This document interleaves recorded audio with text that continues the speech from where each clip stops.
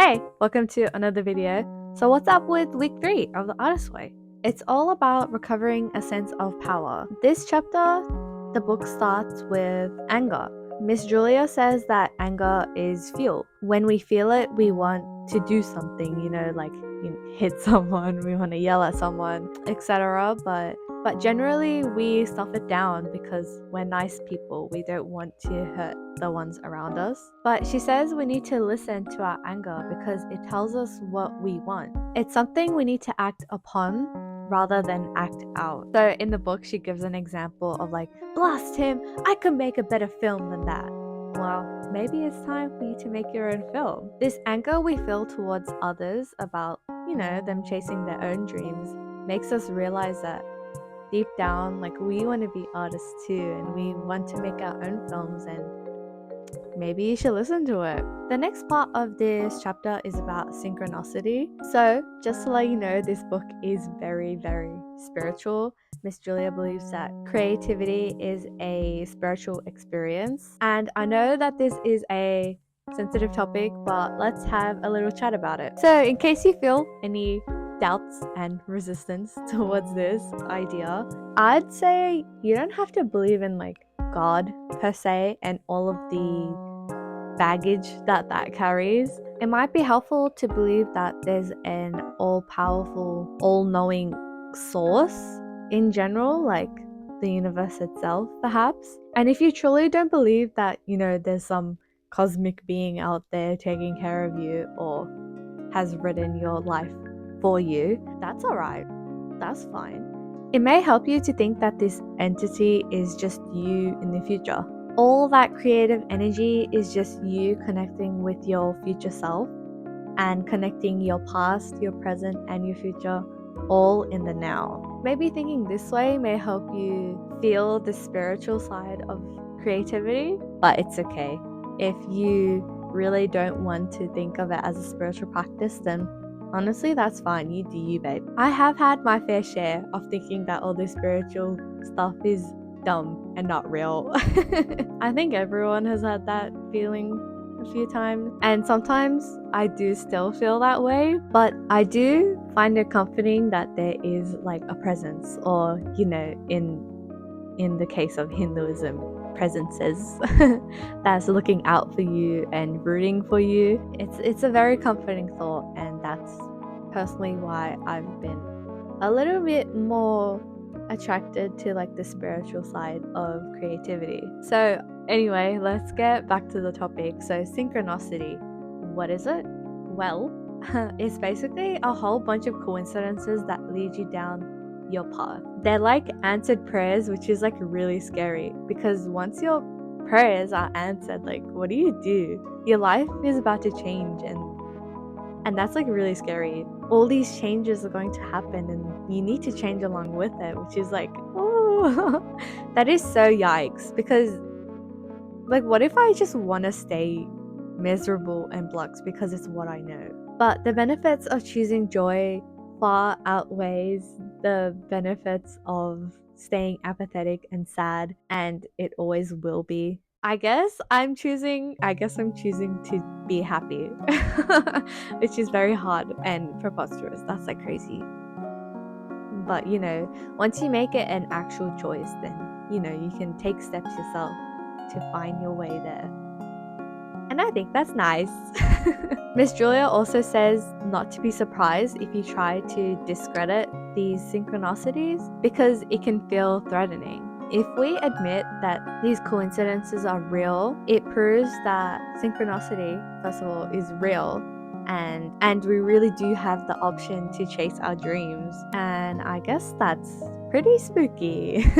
And here's a cool quote that I picked up from the book. Never ask whether you can do something. Say instead that you are doing it. Then fasten your seatbelt because the most remarkable things will follow. Oh dang, that's a bit scary. Because once you say yes, everything just starts happening, right? Personally, I didn't have any coincidences this week, but that may be because I couldn't recognize them. I guess we'll see in the future. I guess we'll see if I actually see them or not. time will tell. The next part of this book is about shame. The book states that if we're bogged down by fear before we take an action, it's because we're being targeted by an older enemy, and that is shame. And the book describes shame as a controlling device.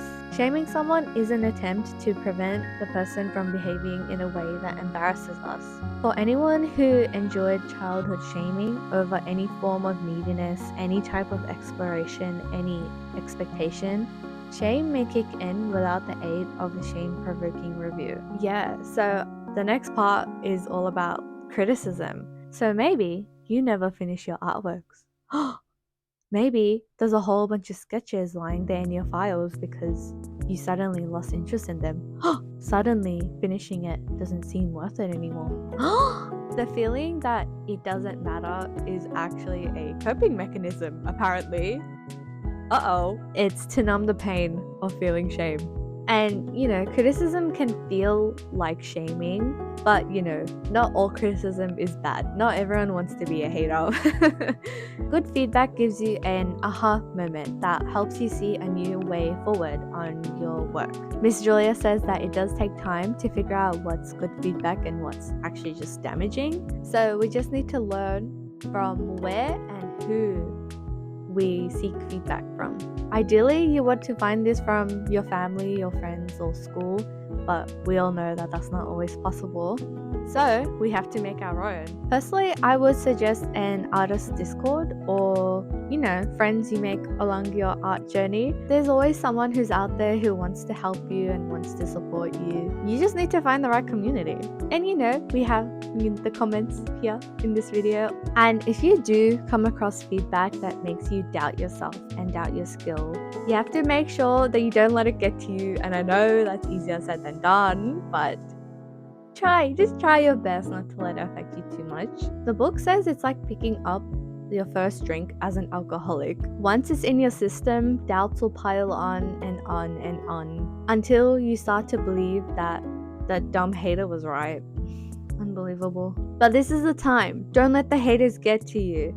You need to force yourself to think that I'm a good artist, I'm doing well, it's good that I even made the work in the first place, even if you half-heartedly believe it. Having half your heart believe in yourself is better than having no heart at all. So Miss Julia has a big list of stuff we can do when we come across criticism and how to deal with it, and here's a picture.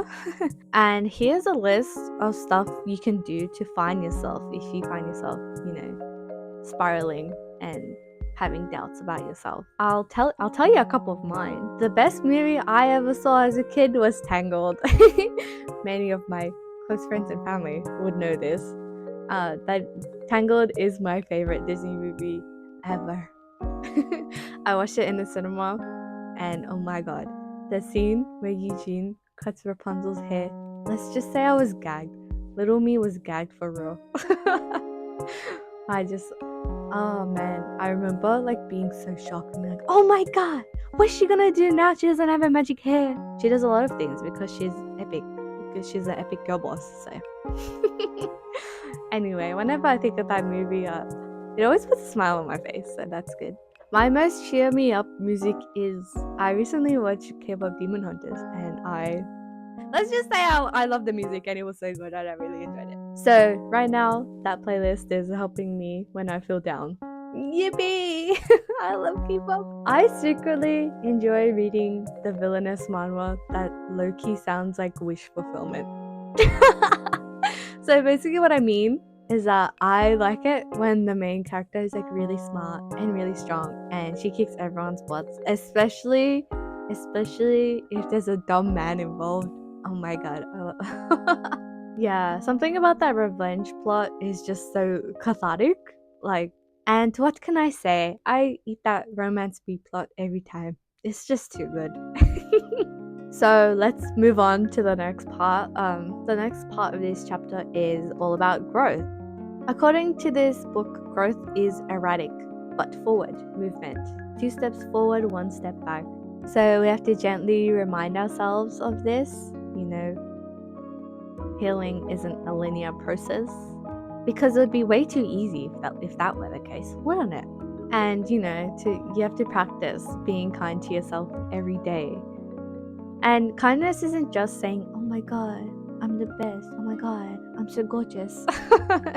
It's basically just checking in on your lifestyle. Like, are you eating well? Do you have socks to wear every day? Do you have an extra pair of sheets? And you can also throw out stuff, stuff that you've outgrown now. Clothes that don't fit you anymore or make you feel bad. Just chuck those out. You don't need it anymore. You've outgrown them. And the book also says to have some quiet time. Check in with yourself here and there throughout the day and ask how you're feeling. The book says that we should baby ourselves. You will be more productive when coaxed than when bullied. Damn. Okay. Spinning facts. Alright. Alright, so let's talk about the tasks for this week. I did skip a few because this video would be way too long and I found them kind of boring, so I'll just tell you about the ones that I liked. Describe your childhood room. Well, lucky for me, I'm in it right now. This room used to be very, very different. I used to share my room with my siblings, but not anymore. And there are a few things I do want to change about it. I bought these fake vines that I want to put up on the wall back there somewhere. I don't know how I'm going to do it. My sister recommended getting little hooks and then sticking them to the wall and hanging them off that way. And that's probably the best idea, so I will look into that. And I really want to go to another art market with my friends so I can get new prints. Not that these are bad or anything, I've had them up for a long time and I need some change in my life. Must be a sign that I'm growing. At least that's what the book says. So, describe 5 traits you like in yourself as a child. Okay, so child me, she used to read a lot. She read all the time. It was her biggest hobby. And maybe that was because I didn't have an iPad before high school. So, I had nothing else to do. So I was reading a lot. But I really do want to get back into reading. Maybe I should just start with the books that are in my bookshelf already. I have a few series and I guess that would be good. And I can read a lot faster. A lot of these books are children adjacent. They're made for young teenagers. And while I am not a teenager anymore, I guess starting there would be good because I know that I like the Magnus Chase series and I really enjoyed it. So if I just ease myself into reading, maybe I'll end up doing it more. My little me was very active. She was outside playing all the time, going on the bike, She used to touch grass a lot and I don't do that anymore. Maybe it's time. She was very imaginative. So about that, I am currently working on a video about redrawing one of my childhood drawings. Oh my god, I'm so excited to show you that. Okay, wait, here's a sneak peek.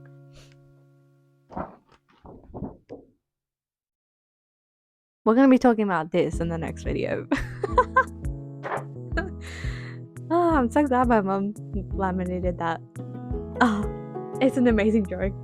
And we'll talk about it. Little me was also very hardworking and also very persistent. I went to school every day. I didn't wag. Maybe that's because I'm a little nerd, but I was always at school. And I am really proud of, how hardworking and persistent she was, and I'd say I'm still that now. 5 childhood accomplishments. I counted high school and primary school together as childhood because I'm so far out of school that it's all just, wow, I was a little baby. I did have to think about this for a while because, I don't know, I don't remember anything. It's been so long. Okay, this is a little bit embarrassing, but I got I got 6 awards at the end of year 12. I guess my teachers thought I deserved it, so that's why I got them. Yeah, that was crazy. Maybe I'll show them off one day, but I feel a little embarrassing talking about this.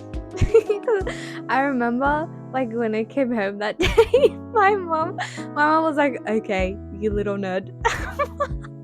Yes, my parents were very proud of me, but they're just like, I can't believe I raised such a nerd. Well, that's what you get. My parents were both literally like, STEM majors, so that's what they get for raising. Or nerds to raise a nerd, that's crazy. Who would have thought? In year 6, we had a school-wide art show, and I was very proud to have my artwork in there. I still have it, so maybe I'll show it off in the next video as well, some of my other old artworks. Yeah, that'd be fun, because I have redrawn that one drawing once, and maybe I could redraw it again. I ended up being a vice Blue House captain in year 6, and I will admit it was because one of my classmates was going to leave. She didn't end up doing it, but that's why I ended up being chosen. But in the end, I was the vice leader, so I guess it's alright.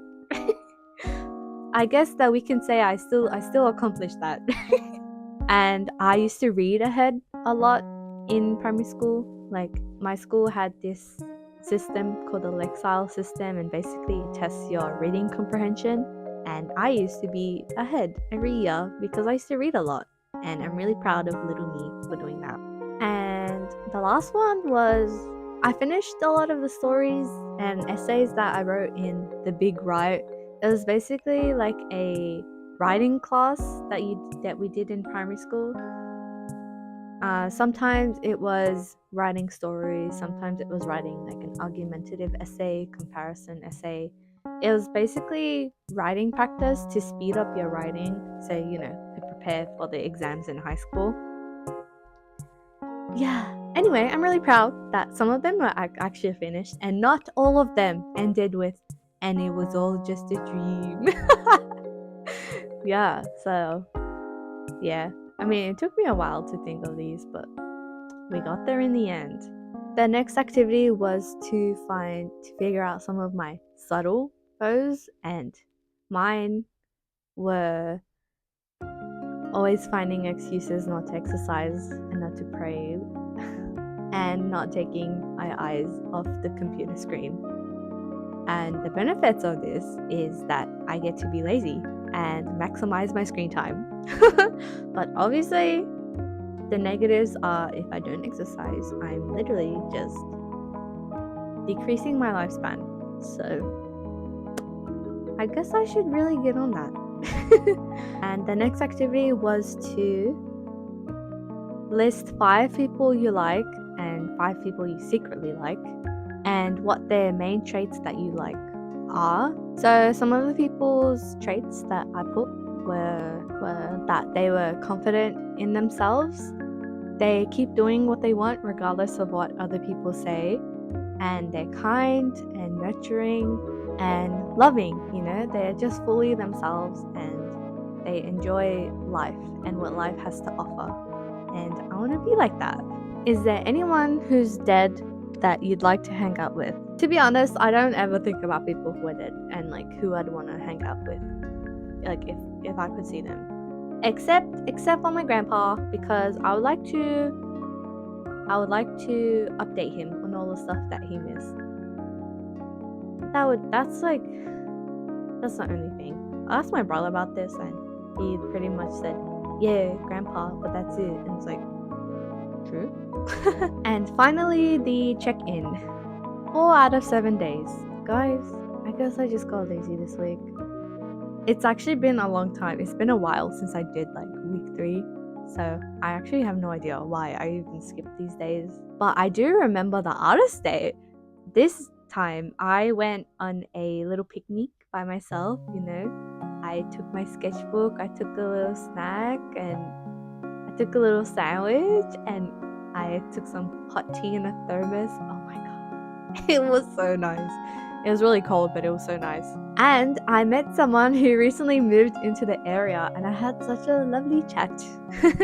And I had such a nice time talking to them. Oh my god. I'm so glad that I went, because I was really tempted to leave, but I checked the time and I was like, well, haven't even been here for an hour. Like, I should stay at least for an hour.